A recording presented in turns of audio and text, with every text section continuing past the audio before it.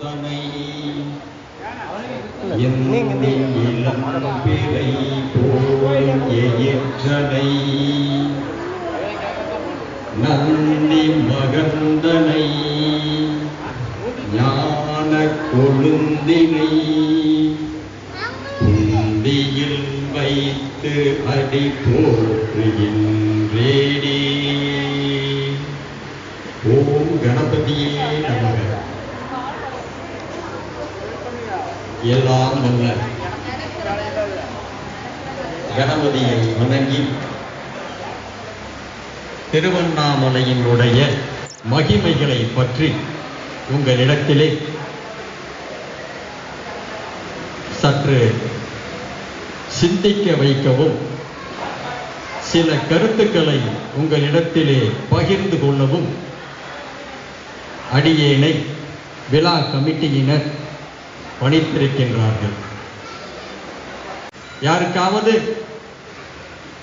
குரு நமச்சிவாயர், குகை நமச்சிவாயர் என்று கேள்விப்பட்டிருக்கின்றீர்களா? யாராவது கேள்விப்பட்டிருக்கீங்களா? கேள்விப்பட்டிருக்கீங்க. அந்த இடத்துல தான் மலை சரிஞ்சது. அதுக்கு பக்கத்துல, பவளக்குன்றுக்கு பக்கத்துல தான் மலை சற்று மண் சரிவு ஏற்பட்டது.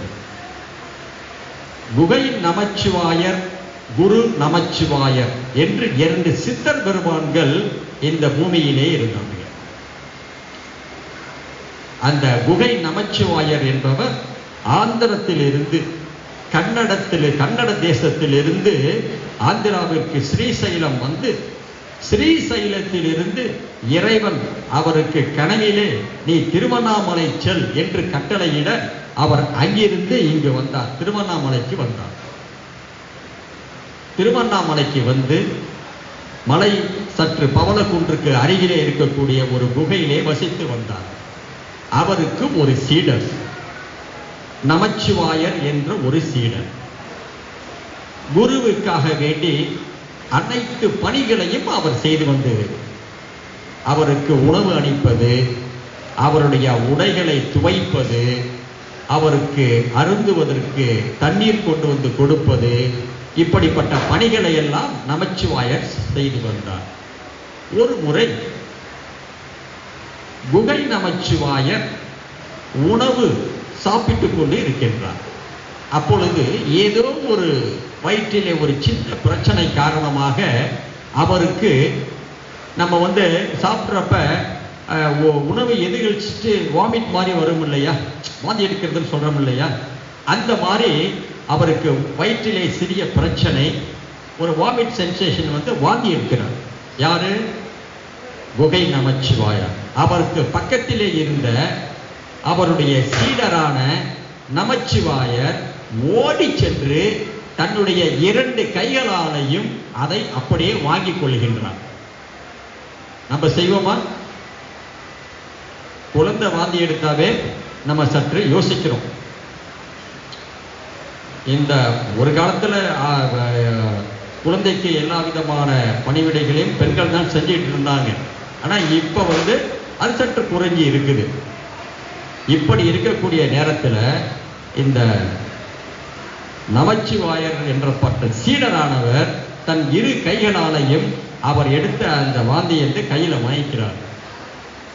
வாங்கிட்டு எடுத்துட்டு போய் போடுறதுக்கு போறார். அப்ப குரு என்ன சொல்றாரு? இந்த உணவை மனிதர் காலடி படாத இடத்திலே நீ போட வேண்டும். எங்க போடணுமா? மனுஷனுடைய காலடி படக்கூடாது. அந்த இடத்துல நீ இந்த கையில வாங்கின அந்த வாந்தியை கொண்டுட்டு போய் நீ போடணும் அப்படிங்கிறாரு. அப்படியே ஆகட்டும் குருவே அப்படின்னு சொல்லிட்டு இவர் எடுத்துக்கிட்டு போய் ஒரு 1 நிமிஷத்துல திரும்பி வர்றார். குரு கேட்கிறாரு, நீ போன, நான் உனக்கு இட்ட கட்டளை என்னவென்றால் மனிதன் காலடி படாத இடத்தில் அந்த உணவை போட வேண்டும் என்று சொன்னேன். நீ போயிட்டு உடனே வந்துட்ட. பக்கத்துல நீ எங்க போட்ட? மனுஷன் காலடி படாத இடத்துல தானே அந்த உணவை போடணும்னு சொல்லியிருந்தேன். நீ ஏன் பக்கத்துல போய் போட்டுக்கிட்டு வந்த அப்படின்னு கேட்கிறார்.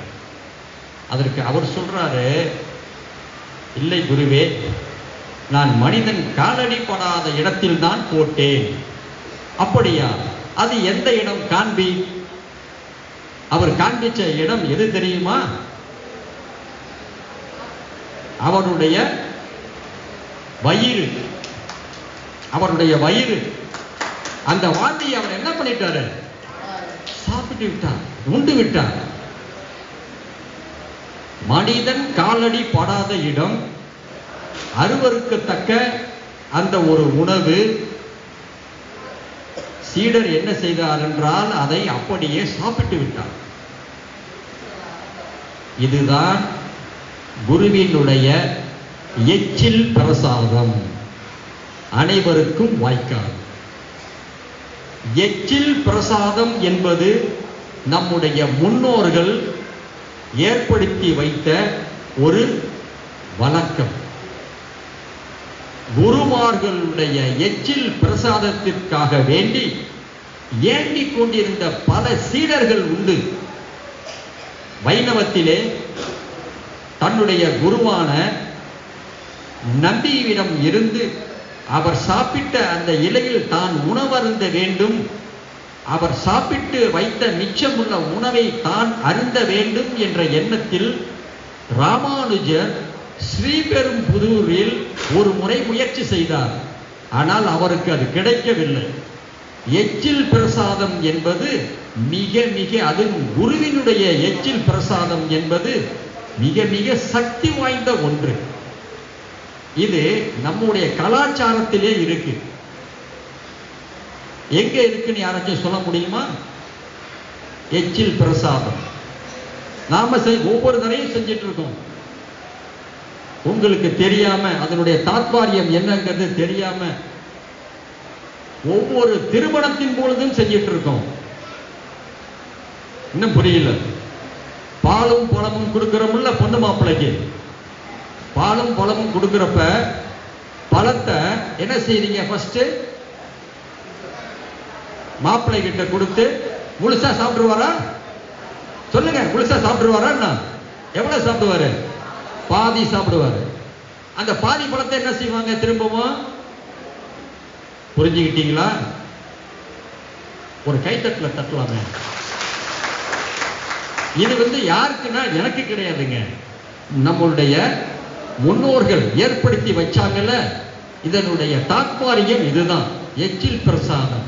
கணவன் மனைவி இருவரும் அதற்கு பிறகு சேர்ந்து மன வாழ்க்கையில் எந்த விதமான ஒரு கஷ்டங்களும் துன்பங்களும் இல்லாமல் நன்றாக வாழ வேண்டும், ஒருவருக்கு ஒருவர் விட்டு கொடுத்து செல்ல வேண்டும் என்பதைத்தான் இந்த எச்சில் அவர்களுக்கு கொடுத்து சொல்லப்படுகின்றது.